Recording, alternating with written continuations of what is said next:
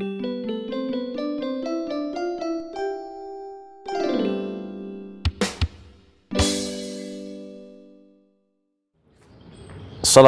warahmatullahi wabarakatuh.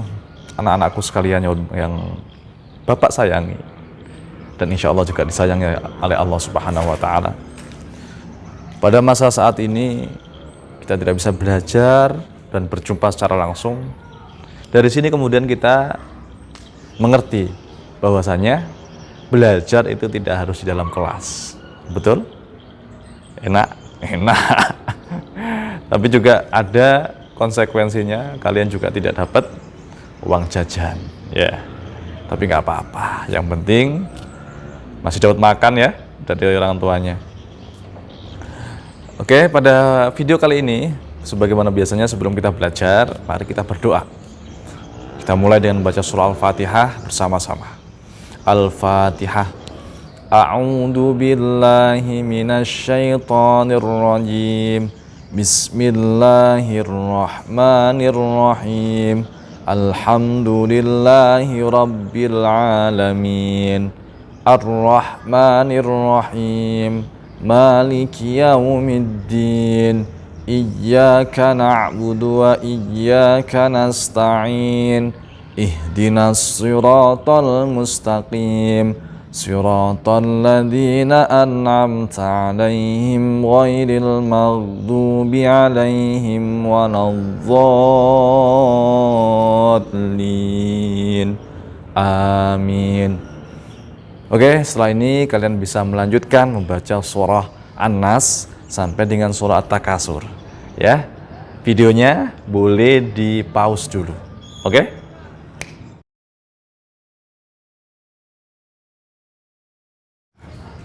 Oke, sudah dibaca semuanya ya. Alhamdulillah. Ya, tujuannya untuk biar hafalan kalian terjaga ya, tidak lupa. Pelajaran kali ini kita akan belajar tentang hidup damai.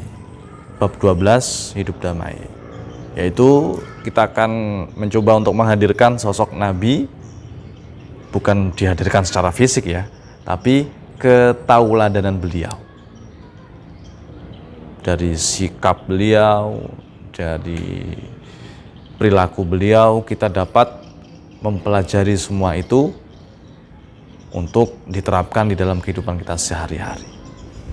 Siapakah beliau? Ya sebenarnya semua nabi itu bisa kita jadikan panutan. Tapi dalam hal-hal tertentu kita juga akan mencontoh perilaku nabi-nabi tertentu. Ya, pada pertemuan kali ini kita akan membahas tentang hidup damai bersama dengan Nabi Ishak alaihi salam. Sebelum kita mulai, kita juga harus mengenal siapa beliau, Nabi Ishak. Nabi Ishak adalah salah satu nabi di antara 25 nabi. Dari dimulai dengan Nabi Adam sampai dengan Nabi Muhammad, Nabi Ishak ini adalah urutan ke, ada yang tahu? Coba dihitung, ya. Ada yang tahu? Nabi Adam, Idris, Nuh, Hud, Saleh, Ibrahim, Ismail, Nabi Lut, Nabi Ishak. Jadi keberapa? Ke 10? 9, ya. Nabi Ishak adalah nabi yang ke-9 dari urutan 25 nabi yang wajib kita ketahui. Kalau jumlah nabi semuanya itu banyak sekali. Ya, anak-anakku harus tahu. Jumlah nabi secara keseluruhan sangat banyak sekali. Dalam sebuah riwayat dikatakan ada 125.000. Oh, banyak betul? Banyak kan? Iya. Memang banyak sekali. Tapi kalau kita pikir-pikir ya masuk akal juga.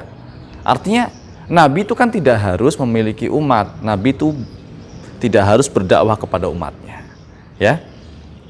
Nah, Nabi Ishak ini adalah Nabi ke-9 dalam urutan 25 Nabi. Ya. Nabi Ishak itu anaknya Nabi siapa?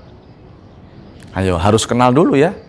Nabi Ishak adalah anak dari Nabi Ibrahim alaihi salam. Memiliki saudara yang bernama Nabi Ismail. Nabi Ibrahim memiliki 2 istri. Nah, ini perlu diingat-ingat ya. Nabi Ibrahim memiliki 2 istri. Nanti tanya sama bapaknya, "Bapak pengen nggak kayak Nabi Ibrahim?" Nabi Ibrahim itu memiliki 2 istri.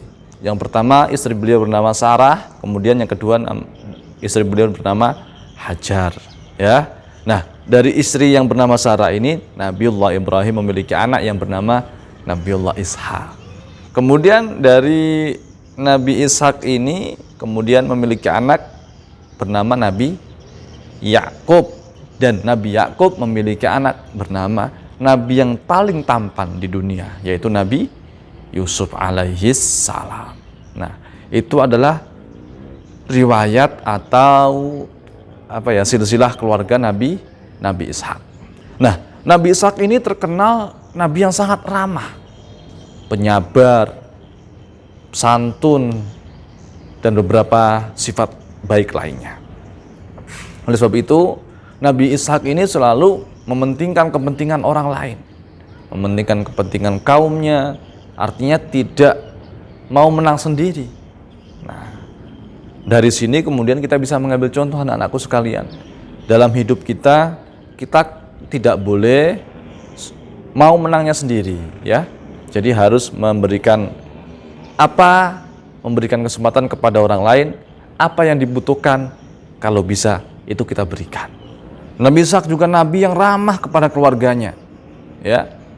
Sama dengan kalian, kalau kalian di rumah harus juga ramah dengan keluarga. Punya adik? Belum punya? Minta adik. Punya kakak? Belum punya? Takdir. Punya ibu pasti ya? Ya. Kita di rumah bersama keluarga harus saling menyayangi. Tidak boleh bertengkar, tidak boleh saling olok, saling jahil dan lain sebagainya. Tidak boleh. Sebagai kakak, kita harus menyayangi adik kita. Sebagai adik, kita harus menghormati kakak atau yang lebih tua di keluarga kita. Kalau kita bisa menerapkan hidup seperti itu, insya Allah di dalam keluarga kita akan ada sebuah keharmonisan. Ya, jadi kalau semuanya saling mencintai, apakah akan ada di dalam keluarga itu orang yang tersakiti? Maka tidak ada sama sekali. Oleh karena itu, mari kita tanamkan cinta di tengah-tengah keluarga kita, kepada adik kita, kepada kakak kita yang punya, kepada ibu kita, atau kepada pembantu kita sekalipun. Jangan mentang-mentang mereka adalah orang yang bekerja di tempat kita, kemudian kita bisa mentang-mentang, Bi, ini cuci semuanya ya. Nah, itu nggak sopan. Kalaupun kita minta tolong dengan cara yang bagus, Bi, ini sudah kotor, tolong dicuci ya. Jangan kok dilempar, Bi, kena mukanya. Apalagi pas bibinya lagi makan, dilempar kena mukanya. Oh, itu anak kurang tahu diri. Sudah dibantu tapi tidak tahu terima kasih. Kalau seandainya bibi tadi nggak bekerja di tempat kalian, maka kalian akan mengerjakan semuanya sendiri. Jadi sangat berat malahan ya. Oke, anak-anakku sekalian, karakter Nabi Ishak bisa kita contoh, bisa kita terapkan di kehidupan sehari-hari. Apa itu? Beliau adalah sosok yang membawa sebuah kedamaian. Kalian kalau ingin mempraktekannya, maka kalian harus sering-sering mengucapkan salam ketika bertemu dengan orang lain. Salah satu yang diajarkan dalam Islam adalah ketika kita menjumpai teman, ketika kita menjumpai saudara, maka tebarkanlah salam. Apakah kalau kita menebarkan salam itu bayar? Tidak, ya. Justru kita akan mendapatkan pahala yang besar ketika kita bertemu dengan teman kita, saudara kita mengucapkan salam. Itu gratis kok, tanpa dipungut biaya apapun. Ya. Bagaimana caranya? Ya kalau kita ketemu temannya di kantin, Assalamualaikum. Aduh Pak, nggak enak Pak. Nggak enak karena tidak terbiasa. Padahal nilai pahalanya adalah luar biasa. Ya, salam adalah sesuatu yang sunnah ketika dilakukan, tapi menjadi wajib untuk orang yang menjawabnya. Kalian salam, hukumnya sunnah. Tapi yang mendengarkan salam itu wajib untuk menjawab. Nah, kalau tidak dijawab berarti apa konsekuensinya? Kalau tidak dijawab berarti orang itu mendapat apa? Dosa. Berarti kan sangat besar sekali kan? Fadilah salam, manfaat salam itu sangat besar sekali. Kenapa? Karena di dalam salam ini ada doa yang kita ucapkan. Assalamualaikum, semoga keselamatan untuk kamu sekalian. Nah ini didoakan, kok nggak dijawab? Nah ini kan berarti dosa, gitu. Sama dengan kalian dipanggil, sama orang tuanya, diem aja HP-an, diem aja HP-an, sama dilempar baru, ya Pak, gelondang baru bilang. Nah, salam juga demikian. Salam itu adalah lafaz untuk mendoakan orang lain. Kalian juga ketika masuk kamar, masuk rumah, masuk ruangan, walaupun di sana tanpa orang, kita disunahkan untuk mengucapkan salam. Kenapa? Siapa tahu di dalam situ ada makhluk lain. Apa Pak, makhluk halus? Ya tidak toh. Semut, kecoa, cicak, buaya. Masa buaya di kamar? Ya artinya makhluk lain yang itu juga makhluknya Allah Subhanahu wa taala. Tapi tidak menutup kemungkinan ada jin ya toh. Nah, kalau kita mengucap salam dia mau mengganggu itu nggak enak. Kita sudah didoakan kok kita mengganggu. Nah, seperti itu. Jadi walaupun kita memasuki tempat-tempat yang tidak berpenghuni, maka kita juga dianjurkan untuk mengucapkan salam. Apalagi masuk rumah, pulang sekolah, Assalamualaikum, itu luar biasa. Itu baru murid Yahud.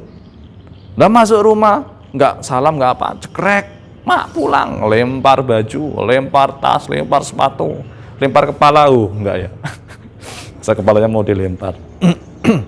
Nah ini anak yang kurang sopan. Pertama kali ketika kita masuk rumah, apa yang diucapkan? Salam. Tok tok tok, Assalamualaikum. Biar orang tua kita nggak kaget. Orang tua kita lagi masak, kita, mak pulang weh, jundil wajahnya. Kamu keteplok wajan lah ya, gosong nanti, ya. Ucapkan salam, itu sebagai tanda bahwasanya ada orang yang di luar.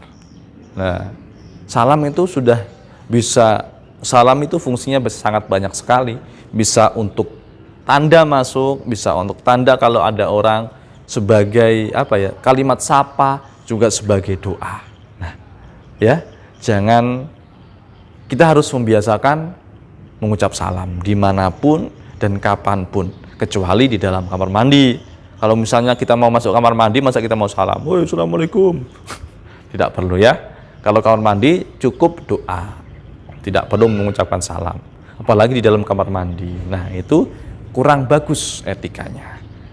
Kalau mau masuk kamar mandi, kalau di dalam orang ya cukup diketok aja, halo ada orang, nggak usah salam. Kenapa? Yang di dalam kamar mandi itu nggak boleh menjawab salam, gitu. Misalnya ada orang di luar, kalian masih di kamar mandi, ada orang mengucap salam, Assalamualaikum, waalaikumsalam, kalian masih di kamar mandi, itu tidak baik. Terus bagaimana? Ya cukup boleh dijawab dalam hati, kita memberikan isyarat dengan suara yang berbeda agar orang yang mengucapkan salam tahu kondisi kita, bahwasanya kita sedang di kamar mandi. Ya, nah aku sekalian, semoga kita bisa meneladani apa yang menjadi kisah dari Nabi Ishak tadi. Sebagai Nabi, beliau memiliki pribadi yang luar biasa dan patut untuk kita contoh. Ya, demikian yang bisa Bapak sampaikan. Insya Allah materi selanjutnya akan menyusul, dan tetap belajar walaupun di rumah masing-masing. Assalamualaikum warahmatullahi wabarakatuh.